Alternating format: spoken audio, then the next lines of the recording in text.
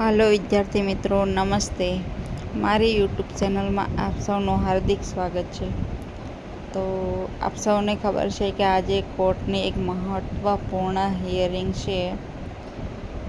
કેમ મહત્ત્વપૂર્ણ, કેમ ખૂબ જ જરૂરી? તો આજે બંને સાઈડના વકીલ કોર્ટમાં હાજર રહેવાના છે અને જે સમિતિ બેસાડી હતી ક્વેશ્ચન માટે, તો કદાચ એમના રિપોર્ટ પણ આજે જ કોર્ટમાં અપડેટ કરવાના છે કે સમિતિને ફરીવાર સમય આપ્યો હતો કોર્ટે કે એકવાર ફરી શાંતિપૂર્ણ નિર્ણય આવી શકે તેમ હોય તો સમિતિ એમના માટે ચર્ચા વિચારણા કરે. તો સમિતિએ શું અપડેટ આપી છે તેમની પણ કોર્ટમાં રિપોર્ટ આપવામાં આવશે. તો બંને સાઈડના વકીલની આજે ખૂબ જ ઇમ્પોર્ટન્ટ કહી શકાય, તો ખૂબ જ ઇમ્પોર્ટન્ટ એવી સુનાવણી થવાની છે. બીજો ક્વેશ્ચન કે શું આજે નિર્ણય આવી જશે ફાઇનલ? તો આજે ફાઇનલ નિર્ણય તો ના આવે, હજુ કદાચ તારીખ આવશે, 1-2 તારીખ કે પછી વધારે પણ આવે. પરંતુ એ નિર્ણય ઉપર કદાચ જઈ શકે જજ સાહેબ કે હવે ભરતીને શું કરવું, ભરતીને આગળ વધારવી કે પછી જે કોર્ટ કેસ છે પૂર્ણ ન થાય ત્યાં સુધી તેમને અટકાવી રાખવી. તો 90% તો જજ સાહેબ એ સાઈડ જ જશે કે ભરતીને આગળ વધારવા જો, અને આ લોકો માટે જગ્યાઓ કાં તો અનામત રાખવામાં આવશે અથવા તો જે રિટાયર થવાના છે, આવતા મહિને પણ ઘણા જ રિટાયર થવાના છે, એવી રીતે 1000 જગ્યાઓ જે ગઈ હિયરિંગમાં સરકારી વકીલે બતાવી હતી, 1500 જગ્યાઓ જે રિટાયરમેન્ટની, અને આમાંથી પણ કદાચ 400-500 જગ્યાઓ બાકી રાખશે. એ રીતે 1500 જગ્યાઓ એ લોકો માટે અલગથી રાખવામાં આવશે. તો એ નિર્ણય પર પણ જજ સાહેબ જઈ શકે છે. હવે એ પછી જજ સાહેબના પર આધાર છે. મોસ્ટ ઓફ તો જજ સાહેબ ગઈ હિયરિંગમાં પણ જજ સાહેબે એ જ કીધું હતું કે ભરતી આગળ વધારવા PML બહાર પાડી શકાય છે, ભરતી આગળ વધારી શકાય છે કે કારણ કે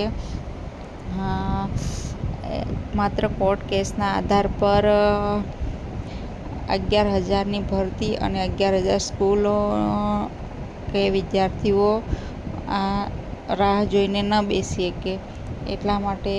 પરંતુ ત્યારે ટાઈમ પૂરો થઈ ગયો હોવાથી ત્યાંની ત્યાં જ અટકાઈ ગઈ હતી મેટર બધી. અને ત્યારબાદ જે ગઈ હિયરિંગ હતી તેમાં તો માત્ર ડેટ આપી દીધી હતી કે શુક્રવારે આપણે આ ટાઈપના જે કેસ છે તે બધાની સાથે આ કેસની પણ સુનાવણી કરીશું. તો હવે શુક્રવારે એટલે કે આજે સુનાવણી છે. તો હવે આજે શું થશે તે આખી મેટર જજ સાહેબ ઉપર હશે, કેમ કે એ લોકોને સમિતિને ટાઈમ પણ આપ્યો હતો થોડોક, 2 દિવસનો સમય વધારે મળી ગયો. તો આજે સમિતિ રિપોર્ટ પણ આપશે કે શું કરવું શું નહીં. એટલે આજની હિયરિંગ ખૂબ જ મહત્ત્વપૂર્ણ હિયરિંગ કહેવાય છે.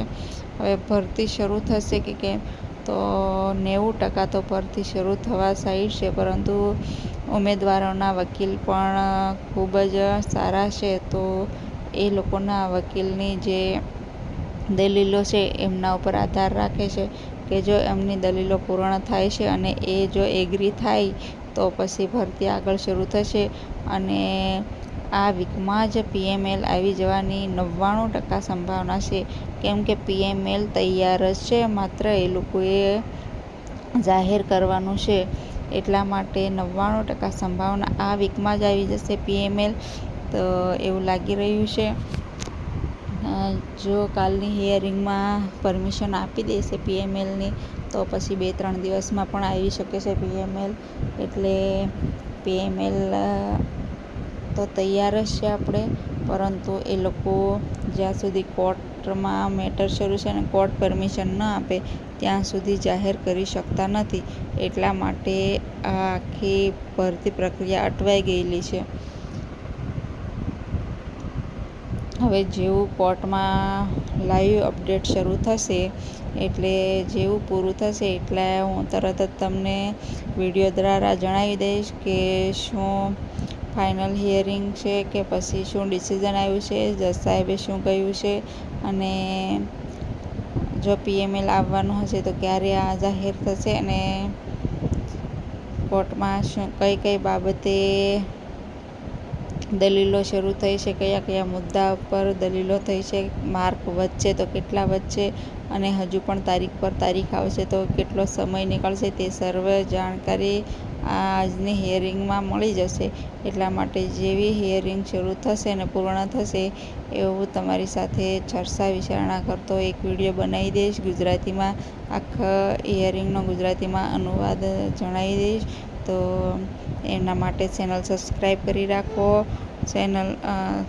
જય હિન્દ, જય ભારત. જો વિડીયો સારો લાગ્યો હોય તો લાઈક કરો, શેર કરો. ધન્યવાદ.